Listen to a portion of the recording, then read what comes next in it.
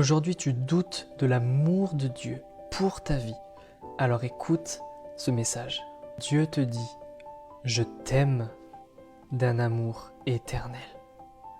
C'est pourquoi je te conserve ma bonté. On lit ça dans Jérémie 31:3. Parce que tu as de la valeur à mes yeux, parce que tu as de l'importance et que je t'aime. Dieu te dit ça, le Dieu créateur de l'univers te dit que tu as de la valeur à ses yeux, de l'importance.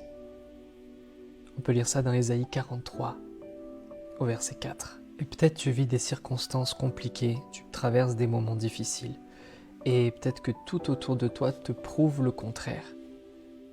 Mais écoute bien, Jésus-Christ, le Fils de Dieu, le premier-né d'entre les morts, Dieu a dit, celui-ci est mon Fils bien-aimé, mon Fils chéri, mon Fils digne d'amour, mon élu, mon estimé, celui qui est cher à mon cœur et en qui je mets toute mon affection.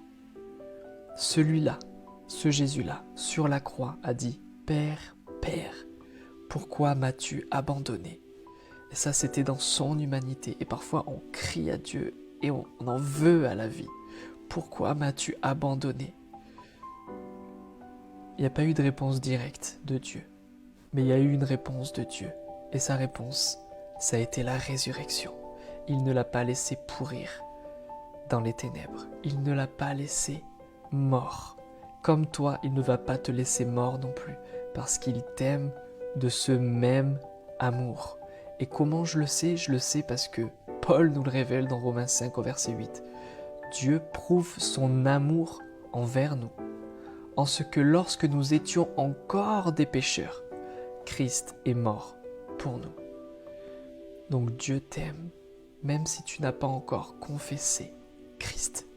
Dieu t'aime et il te dit aujourd'hui, je t'aime d'un amour éternel. Quoi que tu fasses, je vais continuer de t'aimer et mon amour va être comme un cordage pour t'attirer à moi. Ma bonté va te poursuivre jusqu'à ce que ton cœur vienne vers moi. Et jamais je te forcerai et jamais je t'obligerai à m'aimer, mais je vais tout faire pour faire fondre ton cœur et pour que tu reconnaisses combien je t'aime. Sois encouragé et béni.